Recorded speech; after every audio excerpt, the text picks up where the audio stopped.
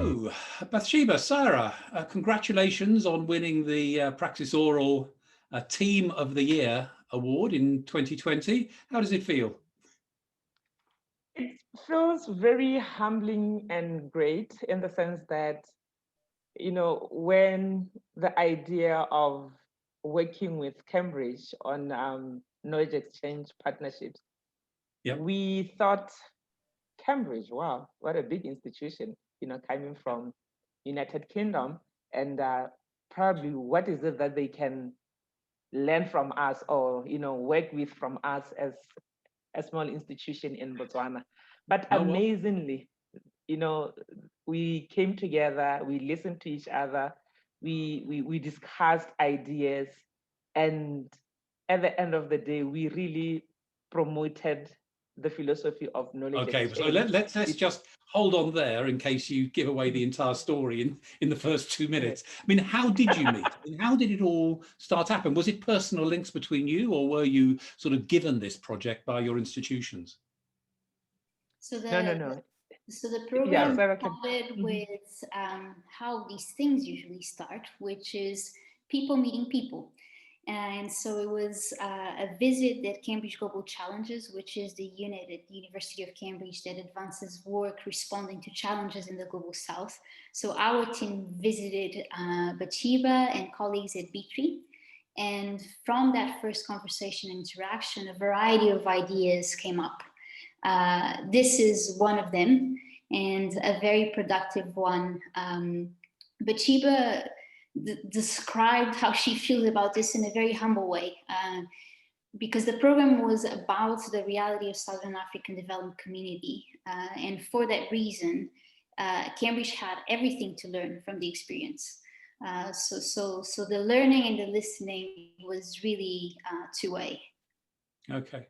And I mean, I mean, just to cut to the chase, really. I mean, how was all this funded? Was there any particular body sort of propelling this, like a DFID or any Southern African organisation, or was this something that you just decided to do and bootstrap? Bathsheba. It started in a bootstrap fashion. And eventually evolved to secured funding from Research England, GCRF. So internal funding, GCRF funding internally allocated from Cambridge. Okay. So and maybe to add on to what Sarah is saying is that when Cambridge visited us in 2018 in Botswana, and they initiated a partnership, it was something that as B3 we're looking forward to.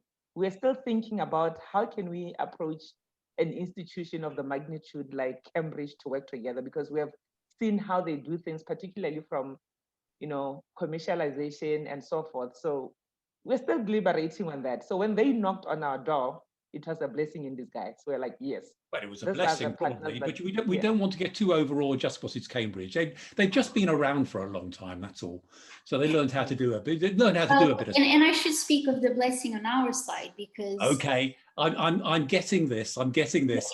But let's just. I've got it. I've got it. Let's just go on, because you had this first meeting in Botswana, didn't you? Which seemed to me like it could have been just a one-off visit. Show and tell type of thing, but actually it turned into more than that. So what was it all about to begin with? I mean, what were the objectives of this first sort of charabang out to Botswana? I should start by saying that when Cambridge visited us in 2018, I think for both parties, it wasn't about maybe could be resulting in a one-time meeting. We're looking into the fact that as an institution, we wanted to establish partnerships with institutions like Cambridge that had already sound programs in place with regard to issues of commercialization. So we continue to talk to say, how can we leverage on each other's strengths and how can we work together? And like what Sarah has said, then the conversation evolved to include now seeking for funding so that we can come up with a concrete project that we can both work on. So, Sarah, I mean, it sounds to me as if you went down. I mean, who did you take with you? What was the party that went down to Botswana? Who did you corral? So these were representatives of Cambridge Global Challenges, so the units that I mentioned here in Cambridge. Mm-hmm. And as Bathsheba says, it was a very exploratory visit. We knew that B3's mission was very aligned with the type of work that we developed at Cambridge Global Challenges. So academic work that has a dual ambition of advancing science and ensuring impact on the ground in ODA target countries. And that's very much the mission of B3 in the context of Botswana. So we had a suspicion or two that it would be a good visit. And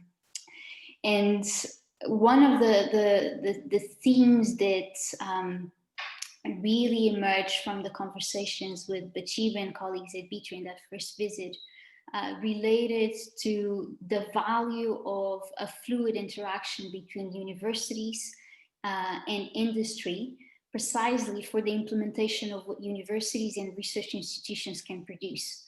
So conversations around how that interaction is built, and what's behind it and what's supported and what's the capital, the human capital that's behind it, in a way that this interaction between academia and industry can really ensure local social benefit. Okay. And indeed, I'm guessing from reading the nomination that this is unusual also. This award is unusual here because it wasn't about the transfer of technology. It was about the transfer of how to do transfer of technology. Yeah, you know, I got the sense out of that first meeting that you realized that there was some commonality here in terms of, you know, being able to learn both ways from how to do it in a local economy, in a local region.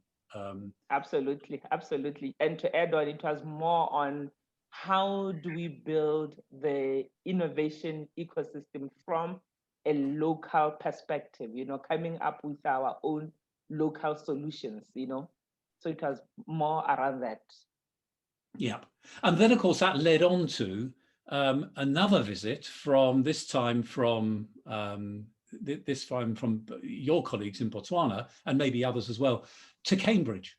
And I, you know, so you had the reverse flow there. And then in Cambridge, out of this, I understand that a number of actual real collaborations, I mean, academic to academic collaborations, addressing problems in Southern Africa. That's how it emerged. Am I running ahead of myself here? That's what I understood. Just slightly, so that we have a first exploratory visit, and then the program for which our knowledge exchange team received the award, that program involved another visit to Botswana, also with colleagues from Nambia and Mozambique, and a subsequent visit to Cambridge. So the program included 2 more exchanges between the 10 institutions that were involved. Fine. And then, Bathsheba, I'm right then, out of the Cambridge visit kind of came the actual academic to academic collaborations, focusing on issues within Southern Africa. Absolutely, absolutely. As I speak to you now, we had 2 more exchanges, 2 more projects that emanated from B3 and Cambridge. For instance, there's a project that our colleagues are still working on, that they have applied for a grant on coming up with a solution to address issues of COVID-19. And it was amazing how Cambridge looked into B3 and said, we think there are knowledgeable people at B3 and we want them to be part of this project. So it was a result of the initial project that we are talking about today. So we anticipate to even have more coming on board. I mean, from the Cambridge perspective, what these 2 institutions, Nambia and Botswana, are actually feeding academic at Cambridge is the most fascinating, riveting research problems. I mean, an ability to apply what they know in a context where they can have the most fantastic impact. Absolutely, and it's very rewarding and motivating from my perspective in a knowledge exchange capacity to find instances in which Cambridge researchers have something to contribute. So when the stars align, and as Bathsheba described, we find a project where we can all work together on. But there's work to be done beyond that research layer of the work.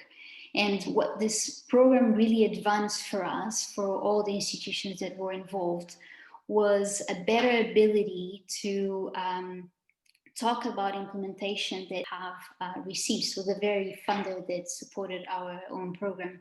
So this aspect of diffusing the innovation and implementing what a research program produces, it's particularly that layer that this program advanced for all of us. So right. But it seemed to me there was even more than that. And let's just move to the next level of complexity or niceness about this. Having seeded these collaborative projects between academics in Botswana and Nambia and Cambridge, these then became quite applied projects, solving a problem or finding an opportunity in those countries. And then the expertise of Cambridge Enterprise was tested once more, because you then helped the knowledge transfer system commercialize those findings. So it was a case of, here's some applied research projects, and now we're going to help you to commercialize them as well. So am I, again, tell me if I'm reading something here that didn't actually happen, but that's how it seemed to me. I don't know if I would call it help to implement it. From our side, it was learning how to do it in the context of Botswana, Namibia, and Mozambique. So from Cambridge perspective, it was very important to identify expertise, not just at Cambridge Enterprise, but also from our academics working on aspects of political economy, of technical innovation, industry, policy, open research tools, IP models. So for us, it was very important to identify this academic expertise that can also inform Cambridge Enterprise practices when we talk about the implementation of research in this part of the world. And Bathsheba, is that how it felt to you? Is Sara just being super humble here, or is that how it felt to you as well? Yes, absolutely. I'll tell you what, when we engaged with Cambridge, even up to now, the result was that we enhanced our way of doing, of addressing issues of intellectual property, which for us was a challenging one. And I think, at times, from our context, we tend to take it for granted. But our knowledge on issues of intellectual property was more advanced, and we built on what we already have. And then the other thing was to have that agility into taking applied research and turning it into now real commercialization, the whole business model of how to do all of this work. So we found that not only do we do research and it ends in the lab, but how do we bring in the industry to be on board and ultimately go into commercialization? So our tech transfer was more enhanced and more implemented with what we exchanged between ourselves and Cambridge. Got it. And then, of course, you seem to attract the attention of, was it Innovate UK with their Africa KTN, and you became a bit of a model for them. I think once you developed this from the bottom up, then people started really taking notice of what you'd created. Yes, so the international. Yes, in fact, I should say that at Bitri, our tech transfer model, as we expanded, and from also lessons learned from this partnership, is that locally we see other entities coming to Bitri to say, how are you able to do it? We are now confident to go, commercialization, to talk issues of intellectual property, to talk issues of tech transfer, to talk issues of how do we bring the industry on board into research that brings societal impact. So we see that, other institutions are approaching us and they want to learn from us, and we are able to also impact and build the system for innovation ecosystem in Botswana based on what you'll be able to do your own training courses before very long, I'm sure. That's right, brilliant. So this was, I say, other people began to take notice and pick this up, and you mentioned that you got some RC UK funding for this as well, Sara. So the various projects that emerged from this trampoline program have in the meantime applied and secured RC UK funding. We were funded by Research England. But going back to your point about KTN and Innovate UK, the visit of the international team from Innovate UK, which of course has the focus of driving international development work that expects a contribution from business. That's an example of advice that we've shared from the learnings of this program. So although this was all very experimental, and Bathsheba and I would have various stories that show this very experimental side of everything that we did, in the end, it was very successful for both us and the Southern African institutions, very successful in understanding how research business can come together in a way that's appropriate for the region. Okay, lovely. Yeah. So, I mean, was drawing to a close now, because that's actually in itself quite a nice concluding statement.